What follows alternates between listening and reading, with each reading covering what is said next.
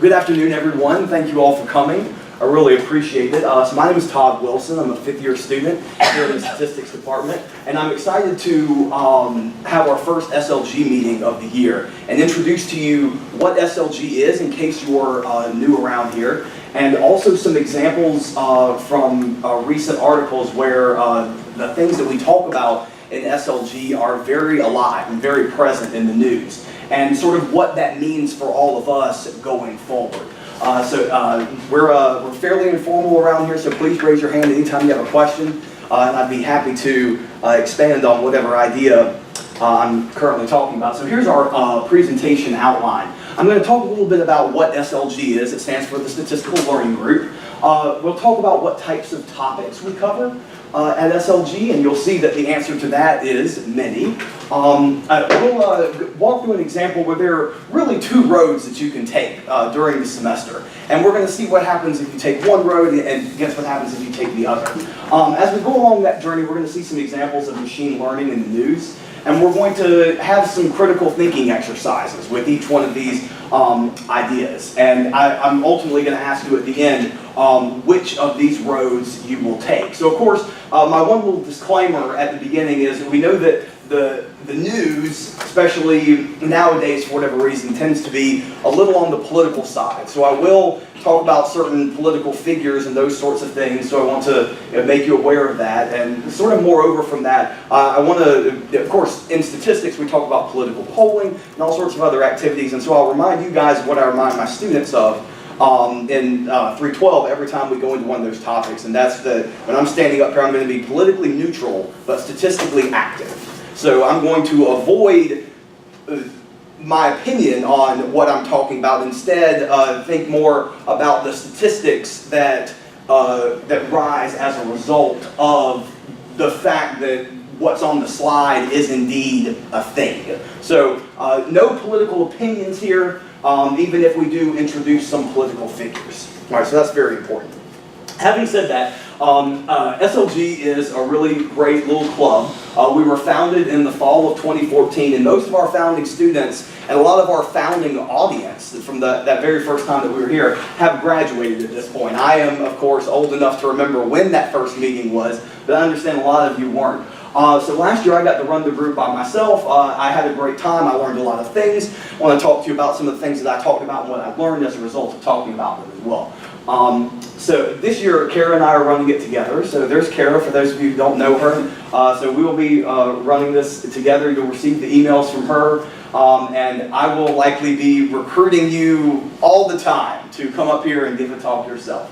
What are our goals here at SLG? So we want a space to learn about learning is sort of how I worded this. To talk about statistical learning, to talk about machine learning, to talk about all of the subfields of that with data mining and all the lovely things that we've gotten into. I gave a talk on support vector machines. We've talked about regression trees. We talk about all of those things, but we also talk about, for example, like the philosophy of information was a talk that we had in the last academic year, and that was really exciting.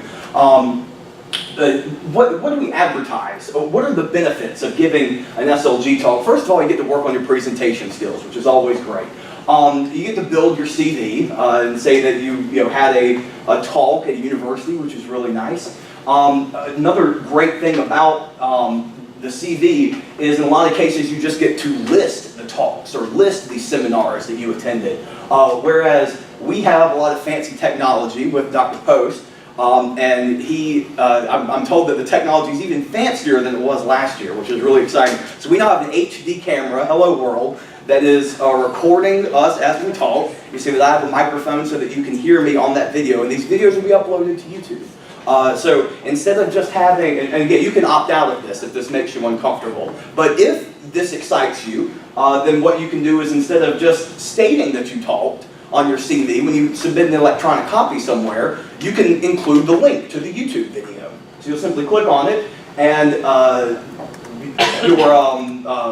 the person that's recruiting you to work or at whatever university or whatever job in industry will get to actually watch you talk about that topic, which is exciting. Can I say we have like 40 subscribers to our YouTube channel, so you're reaching an audience here, people. This is very important, especially if they click the bell to be notified. They get an email immediately when an SLG talk is uploaded to the internet or to YouTube. This is great. We have very much embraced the idea as the leaders of SLG that we are in a lot of ways a low-risk student seminar. So what that meant for student seminars, you know that student seminars get credit in the department as far as counting as a seminar. What we are able to do with this is it's a little bit of a change where, as you'll see, it's not exactly for seminar credit, although I'll frame that in a moment a little bit better. And it gives you an opportunity to sort of introduce some ideas, get you to talk about things, and if it happens to be that you didn't present the ideas as accurately or in the way that you wanted to, then that's totally okay, right? We can pull the video off of YouTube or never upload it there in the first place, and we forget that it ever happened. Which is like, so again, I don't want to allow you to think that that's what happens every time. Usually people really enjoy this process, is what I have found. So we have embraced the idea of a low-risk student seminar, and I hope that if you're kind of on the fence, oh, this sounds kind of nerve-wracking, but it might be good for me, I hope that you'll, seeing this verbiage, I hope that you'll consider getting up here, giving a presentation, and joining us. We get some frequently asked questions, and I'd like to go ahead and answer those for you right now. So what can I talk about? And the answer to that question really is anything. There is a small clarification to that I want to give, and we would like to maybe trace your topic back to something about machine learning, or if we can learn something about computation. For example, if you have a specific R package that you work on with your research, you want to present some of your research with us, we would love to learn about that particular R package here. Or if you're creating an R package as a result of your research, and then coming up here and giving a talk about how to create an R package, and then showing us the R package you created, this is all great. We would love any kind of talks like this. So if we can take one little step to get it back to computation, that's certainly an idea that we have. A lot of people ask me, like, what do I wear? For example, so there's a video of me a year ago on Wednesday, actually, wearing like a nice shirt and a tie and slacks and all that. And today, on purpose, I wore a t-shirt and shorts to show you that really you can wear anything. It really does not matter to us. What technology can I use? So you can certainly use Beaver slides, you can use PowerPoint slides, you can use anything that you want to. We don't ask you to give the presentation for us ahead of time to see if, so we can see what you say. We trust you. You can say what you need to up here. Does SLG count for seminar credit? My answer is it counts for seminar credit for your soul. And isn't that what matters the most in life, right? I mean, so you think of a regular seminar as like celery or something like that. Celery is important to eat because it's good for you. But SLG is more like brownies. Brownies, are they good for you? Were they good for you? They're good for your soul, right? So SLG is very good for your soul, and it counts for soul seminar credit. What that means, I don't know, but take it for what you will. So what are we going to do this semester? So we're getting off of the big SLG and honing in on what we're doing right now. We do have 3 speakers lined up for this semester, including me currently. We're hoping for 6 speakers this semester, and then also next semester as well. 5 or 6 would be great. Like I mentioned before, be prepared for me to recruit you. I think that my little talk so far has made very clear that I'm very interested in you being up here, and you'll hear me say that multiple times today. So if you have a final project for a course that somehow relates back to computation and machine learning, you have a written or an oral prelim coming up, and you just want to give it a shot in front of an audience and see how it goes for, like I said, a low-risk practice run of that. If you simply have some interests in machine learning and you want to learn about a topic that you know nothing about, and get together your thoughts for a week or 2 weeks or so, and then come up and tell us what you've learned in that amount of time. That is great with us. So I hope that you will consider talking this semester. As you can see, we still have plenty of spots available. So yes, Todd, that's what SLG is, but why? Why come to SLG? Well, let me tell you the story, and this is going to be the story that sort of gets our talk started today. So the most exciting thing that happens to you all week occurs. Kara sends you the email that says that there is an SLG talk that week. So that's the best part of your week. In fact, it's probably the best thing that happened to you since the last time Kara emailed you saying that there's an SLG talk that week. So just like our friend Robert Frost said, there are now 2 roads diverged in a wood. And which one of those roads are you going to take? Well, let's think about one world where you decide to use the hour that's at SLG to do work. You know, whatever that means. That could mean that you're sitting in your office, you've got your work around you, but it's not really actually happening, right? We all know how this goes. End up staring at the wall. In another world, in a second world, instead of, doing work, but not really, you decide that you want to come to the SLG talk and maybe learn more about a topic you already know a little bit about, or learn something completely new. So what are the wonders of this second world, choosing to come to an SLG talk? Let's suppose, for example, that SLG talk is about neural networks. So I'm just going to toss out an idea that's here in machine learning, and I think that what you'll notice during the talk is I'd really like somebody to talk about this at some point this semester. So you'll see maybe in the SLG talk neural networks more mathematically formalized. You might see some example code we'll follow a document that somebody has created, an R Markdown file or something like that. So you walk in, you know nothing about it, you learn sort of the math, you learn the coding, you might even learn a little bit of history about it. For example, it literally comes from the idea of neurons in your brain. It comes out of biology. Which is something that maybe you didn't know before this talk about neural networks. You might also learn that neural networks has a frustrating history in its research. There was a big wall because of a lack of computation power. And the people who thought that this was going to be something great were actually very frustrated that this idea was not taking off. And as you're about to see, once we got the proper computation power, this idea did take off. So you learn all these sorts of things about neural networks. In one short hour, you have an awesome grasp of a new subject that maybe you didn't know anything about before. So these are our 2 worlds, right? You choose not to come to SLG, or you choose to come to SLG. So then our roads are converging again. So you did whatever you chose to do with that hour, either 1 or 2, and then you decide to go home and unwind. And like any good millennial, that means that you check your social media. Perhaps you opened the YouTube app and took a look at some videos or something. And then last but not least, maybe you took a look at the evening news. You decided that you wanted to go for old-fashioned adulting and look at the evening news. So these are the 3 things you're going to do to go home and unwind. So this is the question I want to pivot off of. But of the 2 versions of you that we're considering today, the one who went to SLG and the one who didn't, which of you is better prepared for understanding what media you consume on a deeper level? Will you be better prepared if you stared at the wall for an hour pretending to do work, or will you be better prepared for it if you had come to that SLG talk on neural networks? Well, let's run through some case studies in order to determine this. All right. So here's an example of an article. Let's suppose that you get on social media, like we said. And you see a retweet that one of your somebody you're following has posted from an account called Deep Drumpf. And you wonder, what is this account? Well, it turns out that there are some computer scientists at MIT who have built an AI Twitter bot. So this is not a real person, right? That chooses to mimic the tweets of the Donald, as it were. So again, what I wanted to do was compare his tweets to the tweets that were generated by the AI. I've decided that his tweets are not politically neutral, which is what we're going for, right? But we are going for statistically active. So let's take a look at what kinds of things are happening inside of this algorithm. For example, this is a very interesting sentence. So we look at, we'll start by randomly generating a letter. Let's suppose we randomly generate the letter M.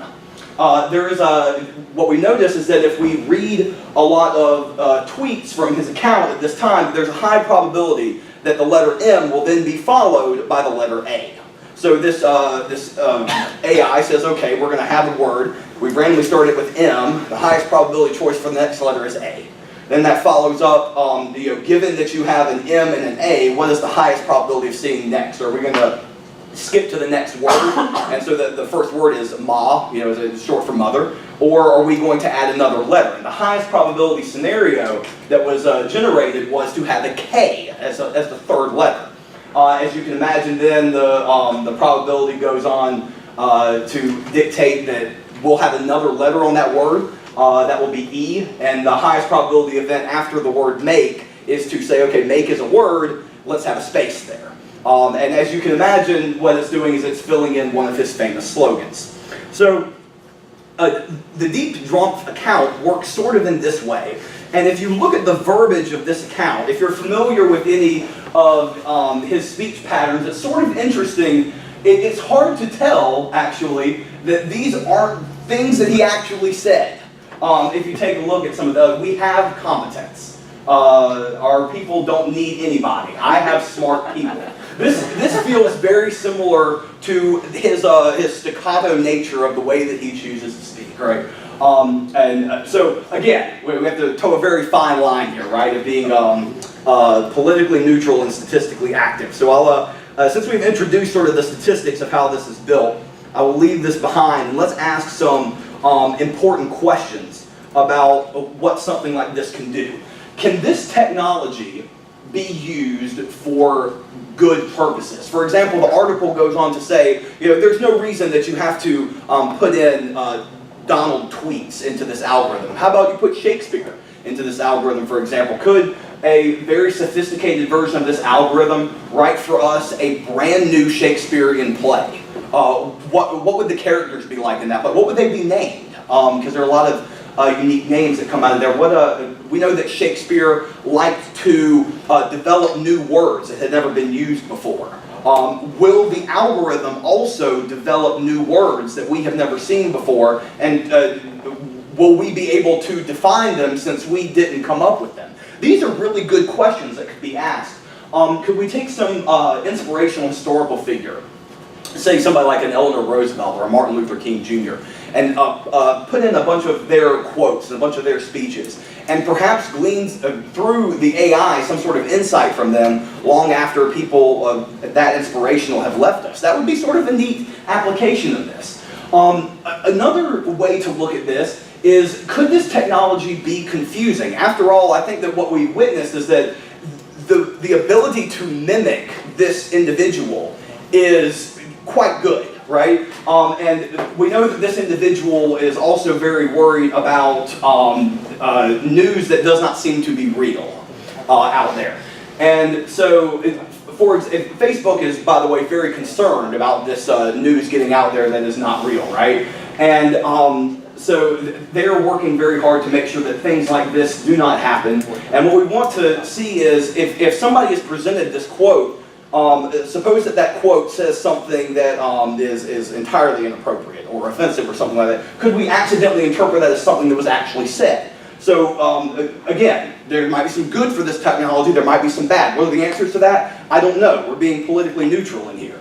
So this is just one example of a case study. Let's look at another case study. Suppose that you're done with Twitter after you see this retweet that you have studied, and you want to move over to YouTube. So you click on the YouTube app, you want to watch some videos in the YouTube app. And the first video that you see comes from an account that is upset because their videos have been demonetized. So what does that mean? So we know that YouTube has, one of the ways YouTube makes money is that they have ads run on top of their videos. So advertisers, naturally, would be concerned about what type of material their advertising is being paired with. So for example, you'll see some things in the news now about videos that have been demonetized. In other words, they have been selected by the algorithm as things that, that ads choose not to be paired with anymore. So there are certain types of content out there. For example, we know that gaming is very big on YouTube. You have individuals who just sit there and play video games, right? So some of those, there are some games that, for example, feature controversial topics, right? And so these controversial topics are things that advertisers have decided that they don't want to be associated with. So all of these gaming channels are seeing that they are getting much fewer ads, or sometimes no ads at all, when they used to have many ads play on top of their videos. If one person watches it and they have to watch an ad, and then you have millions of subscribers, it's millions of people that no longer have the opportunity to watch that ad, and you get some kickback from that ad revenue. So a money-making avenue for you has now suddenly evaporated based on the opinion of YouTube. Well, do we have some human dictating that opinion? Of course not, right? There are millions and millions of billions, maybe, of YouTube videos that are uploaded every single year. So what we'll do instead is YouTube will use an algorithm of some kind to be able to determine these things. So I'm sure that a lot of content creators would be very interested in figuring out, well, what is that algorithm that demonetizes my videos? The truth is, we don't know what that algorithm is, and we also don't know exactly how ads are placed on top of a video in the first place. You may, every time that you click on a video that could run an ad, you don't necessarily get an ad. So this isn't something that we get to look at. However, something that we do get to look at, Google chose to publish last year how exactly videos get placed in people's recommended lists. So we know that what used to happen is Google was very concerned with clicks on videos. As long as you were clicking on that video and watching it, people were okay with it. And that's a very simple system to determine what is the most popular. And people realized that, and so they started doing what's now formally called clickbaiting, right? Where you put some sort of sensationalized title as the name of your video, whether it's truly relevant to what's going on or not, simply so people will click on it and take a look at it. So YouTube has changed that model to look instead at interactions that occur. So for example, people who watch the video have the opportunity to like the video. They have the opportunity to dislike the video. They have the opportunity to subscribe. You see 40 people have done that for the SLG YouTube channel, right? These 40 people are the best type of people, by the way, in my opinion.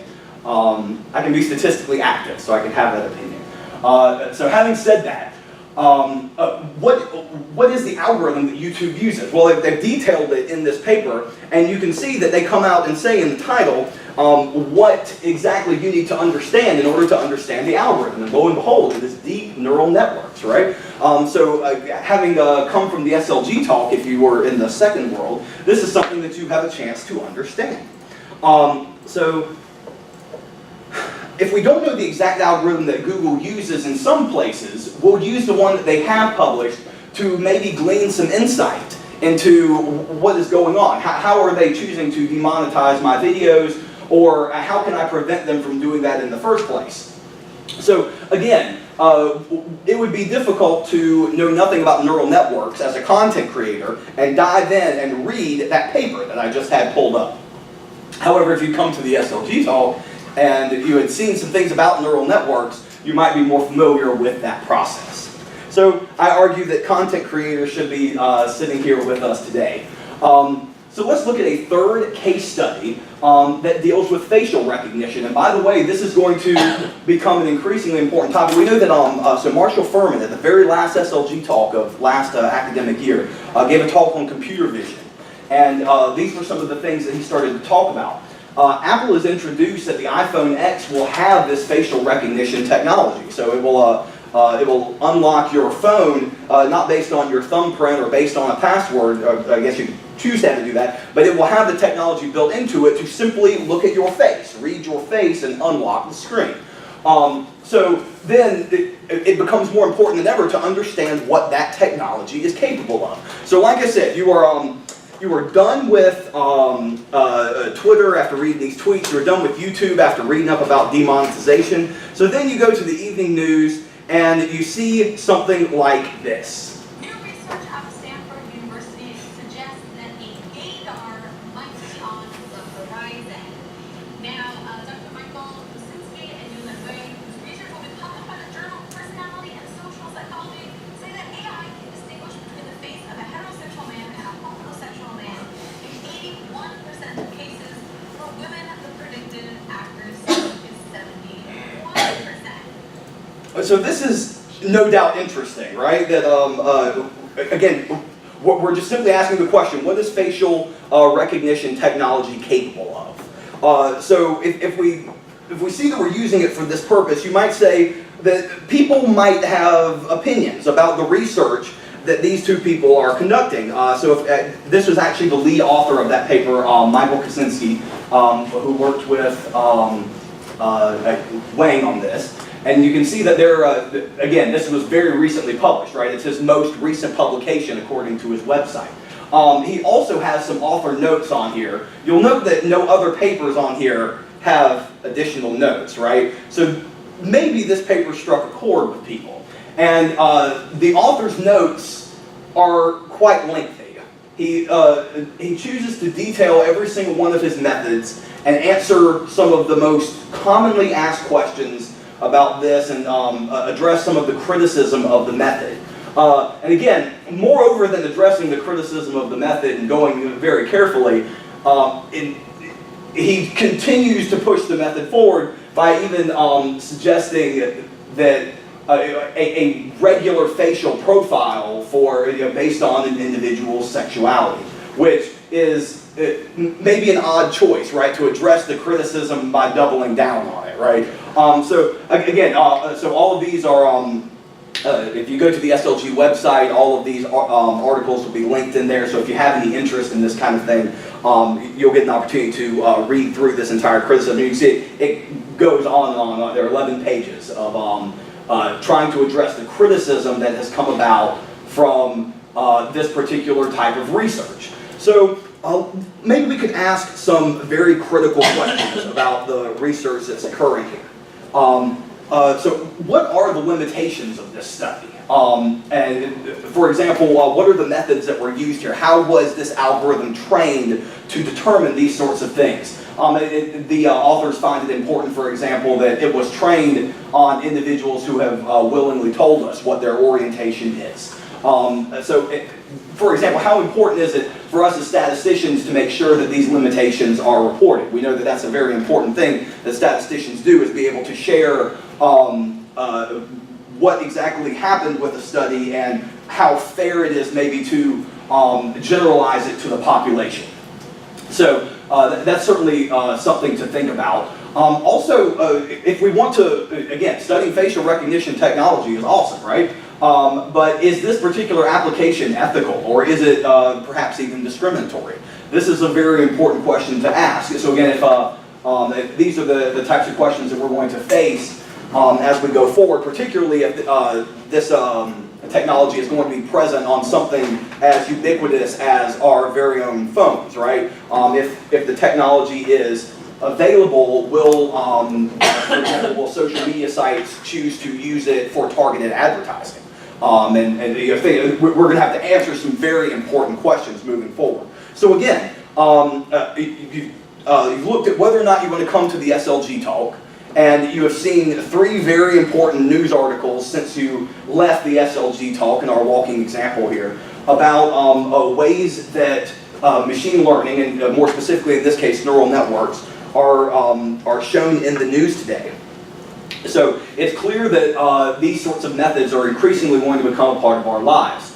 And the questions that we want to ask ourselves: what is the role of statistics, or perhaps more personally, each of us individually, what is the role of the statistician in the wake of news stories like this? An example of this, sort of as I was brainstorming for the talk, we see a lot of talk today in the news, if you follow news or sports or whatever, about the difference between hate speech and free speech, right? And again, I'm politically neutral. I'm not going to go into that discussion very far. But one thing that I will say about it is, as far as a statistician is concerned, I would have thought, for example, if we talk about gender identity discrimination, I would have wanted to pass that idea off to someone who's an expert in gender studies. I would have said, I'm a statistician, that's not my battle, I want to hear from someone who's an expert in that field. Whereas, if we see some of the things that we've seen today, if statisticians are using these neural networks to write the algorithms that filter content for people, then perhaps that sort of changes the tone of it. Are statisticians on the front line of determining what people get to see and how that shapes their opinion of things? So these are very interesting questions to, even personally, for me to ask I would have said, well, I'll pass it off to an expert in the field. But what if at the front end of this, I am the expert, or maybe not me, but maybe you. Again, a lot of this talk is to generate critical thinking for you, right? So at the end of the day, which version of you was better prepared for the news that you saw in all of this? Was it the version that went to the SLG talk or the version that didn't? And moreover, which one is better prepared for life? We know, like I said, if some of this technology is coming into our phones, then it's going to become increasingly important to understand exactly what's going on. So Robert Frost conjectured, two roads diverged in the wood, right? And what I would encourage you to do is to take the SLG road, because it really could make all the difference. So at the end of the day, I hope that this talk made you think a little bit about the role of statistics in the world currently, and how SLG can help you as you try to navigate this world that we live in. So thank you very much. I appreciate your time.